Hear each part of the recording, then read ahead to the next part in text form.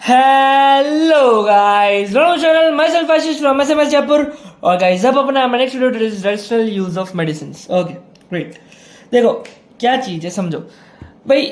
दवाइयाँ आजकल अपन देखते हैं, मतलब डॉक्टर को अलग अलग एमआर आ रहे हैं और अलग अलग वो बोल देते हैं भाई आपको थाईलैंड का टूर दे देंगे। कुंवारा डॉक्टर है तो थाईलैंड का टूर करा देंगे। वैसे शादीशुदा लोग भी थाईलैंड जाते हैं।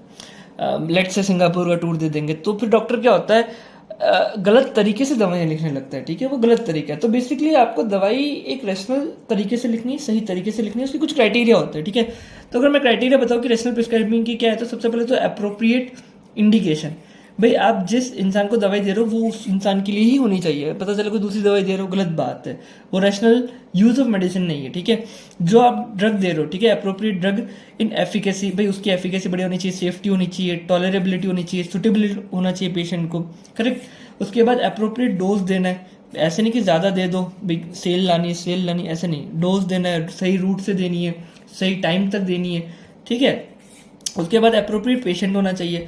भाई उस पेशेंट में कोई कॉन्ट्राइंडिकेशन नहीं होनी चाहिए उस पर्टिकुलर ड्रग को लेकर के। ठीक है, ड्रग दे दी, उसके बाद थोड़ा डिस्पेंसिंग का भी देखना पड़ता है कि भाई बंदे को प्रॉपरली समझ में आया कि नहीं आया। पता चले कैप्सूल पेंटाप्रोजोल रात को ले रहा है जो कि सुबह भूखे पेट लेना था। समझे मेरी बात? उसको पता होना चाहिए कौन सी दवाई कब लेनी है, कैसे कैसे लेनी है। ठीक है, और उसके बाद एडिक्वेट मॉनिटरिंग करनी है कि भाई उसको कोई साइड इफेक्ट तो नहीं आ रही, कोई और प्रॉब्लम तो नहीं आ रही, वो बंदा दवाई सही से ले तो रहा है ना। तो ये बेसिकली एक रैशनल यूज ऑफ मेडिसिन होता है। ठीक है ना, तो ये चीज़ आपको पता होनी चाहिए। कहीं ना कहीं गवर्नमेंट भी थोड़ा थोड़ा लाइक ऐसे कोई सच तो कोई पेशेंट देखता नहीं है दवाई पे, बट अगर देखोगे तो अलग अलग शेड्यूल मेंशन होते हैं दवाइयों के पैकेट के ऊपर। कुछ इंपॉर्टेंट शेड्यूल्स के नाम मैं बताऊं तो एक हो गया जैसे शेड्यूल जी। ठीक है, एक हो गया शेड्यूल H1X। तो ये चार अच्छे शेड्यूल है जिनके बारे मतलब अच्छे मतलब एक इंपॉर्टेंट शेड्यूल है जिनके बारे में आपको पता होना चाहिए। शेड्यूल जी की बात करें तो एक्चुअली ड्रग के ऊपर लेबल लगा होता है कॉशन का। अगर आप देखोगे कभी ऐसे करके कॉशन का लेबल लगा होता है। ठीक है, वहाँ पे लिखा होता है कि it is dangerous to take this preparation except under medical supervision. भाई ये अगर इसके एग्जाम्पल दूँ मैं, जैसे इसके अंदर आ गया मेटफॉर्मिन। तो मेटफॉर्मिन हाइपोग्लाइसीमिया करता है, राइट। तो वहाँ पे ऑलरेडी मेंशन्ड है कि भाई हाइपोग्लाइसीमिया करता है। तो वैसे भी ये दवाई मेडिकल सुपरविजन में देने का क्या मतलब है कि डॉक्टर जब प्रिस्क्राइब करता है मेटफॉर्मिन तो उसको पहले ही बता देता है कि कभी पसीना आए, पैल्पिटेशंस हो ना, जी घबराए, तो फटाफट बिस्किट ले लेना। इसका मतलब हाइपोग्लाइसीमिया में आप जा चुके हो, राइट। आपका शुगर कम हो चुका है। मेटफॉर्मिन ज़्यादा ले लिए, गलत टाइम पे ले लिए, लेने के बाद खाना ही नहीं खाया, राइट। तो इसी वजह से उन पे ऑलरेडी एक कॉशन करके मेंशन होता है। तो ये गवर्नमेंट की गाइडलाइंस है। शेड्यूल जी कैटेगरी इसे कहते हैं, शेड्यूल जी, कि भाई आप ऐसी दवाई बना रहे हो तो आपको ये क्वेश्चन रखना पड़ेगा। तो इंसुलिन हो गया, इस पर भी आपको देखने को मिलेगा। इवन एंटी एपिलेप्टिक्स जो हो गया इसमें भी आपको देखने को मिलेगा। ठीक है, अगर शेड्यूल एच की बात करें तो आपने देखा होगा, देखा तो नहीं होगा बट हाँ ऐसा होता है, आप देखना शुरू करना।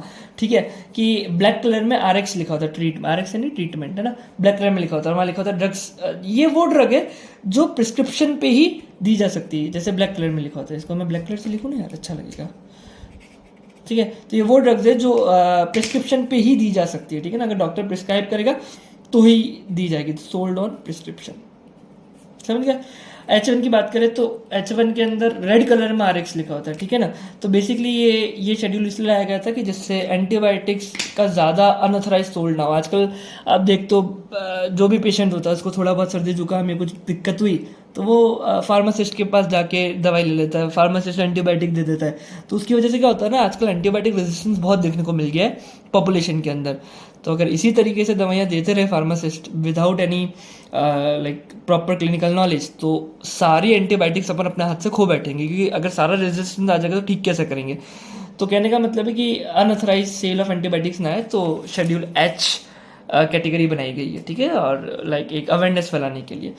अगर शेड्यूल एक्स कैटेगरी की बात करें तो इसके अंदर नार्कोटिक जो ड्रग्स होती है, ठीक है, या कह लो साइकोट्रॉपिक्स जो ड्रग होती है वो डाली गई है। भाई जो मैन्युफैक्चरिंग जो लोग हैं ना, क्या ना, जिनको मतलब स्पेशल लाइसेंस चाहिए, तो वो शेड्यूल एक्स कैटेगरी में डाला गया है। इसके अंदर NRX के नाम से एक्चुअली मेंशन होता है। ठीक है, मैं ऐसा फोटो लगा दूंगा, आपको आइडिया लग जाएगा। ठीक है, कैसे कैसे होता है, आप देखना शुरू करना, आपको चीज़ें समझ में आने लगेगी।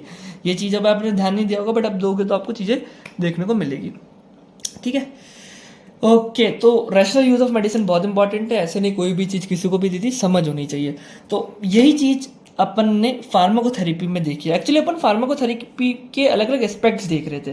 ठीक है ना, तो मैं आपको यही समझा रहा था कि भाई ये नहीं कि आपको एक ड्रग की नॉलेज है तो आपका काम हो गया भाई, कि मेरे को 2-3 ड्रग के बारे में पता तो मेरा काम हो गया। मुझे पेशेंट की भी अंडरस्टैंडिंग होनी चाहिए, ठीक है। यही मैं बता रहा था, सेक्स क्या है उसका, मेल है फीमेल, लेकिन रेस क्या है, स्पीशीज़ क्या है, कौन सा रूट ऑफ ड्रग एडमिनिस्ट्रेशन करना है, ठीक है, और कौन सी डिसीज़ में कौन सी ड्रग देनी है, ठीक है ना भाई। आप समझो कि भाई इतनी सारी ड्रग्स है, ठीक है। ये अपन ने देखा कि कोई 2 ड्रग को अपन एक साथ दे सकते हैं, ठीक है, जिससे मैंने आपको एफडीसी के अंदर पढ़ाया, ठीक है ना भाई। एक ड्रग है जो सेम पेशेंट P1 को दे रहे हो, मान लो इन सबको एक ही बीमारी है, ठीक है ना, एक ही बीमारी है, तो P1 के अंदर तो ये वर्क कर रही है, P2 के अंदर वर्क कर रही है, बट P3 के अंदर नहीं कर रही। तो इसका ये मतलब नहीं कि P3 एक एक्सेप्शनल केस है। यही मैंने आपको बताया कि फैक्टर्स मॉडिफाइंग ड्रग एक्शन क्या होता है भाई, कौन कौन से फैक्टर्स है जिससे अपना ड्रग का काम करने का तरीका बदल जाता है। और सारा नॉलेज होने के बाद भी ये नहीं कि आप कोई भी ड्रग दे रहे हो, आपको एक रैशनल तरीके से प्रिस्क्राइब करनी है ड्रग्स को। आई मेरी बात समझ में? तो बेसिकली अपने फार्माकोकाइनेटिक्स कंप्लीट कर लिया, फार्माकोडायनेमिक्स कंप्लीट कर लिया, फार्माकोथेरेपेटिक्स भी कंप्लीट कर लिया, ठीक है। और इसमें अपन ने एक नया वर्ड भी सीखा था, that is pharmacogenetics and pharmacogenomics, right. तो ठीक है, ग्रेट। नेक्स्ट वीडियो में अपने देखेंगे क्लिनिकल ट्रायल, 2 वीडियो और आएगी, क्लिनिकल ट्रायल और ADR, ठीक है ना, फिर हो जाएगा टॉपिक, ठीक है।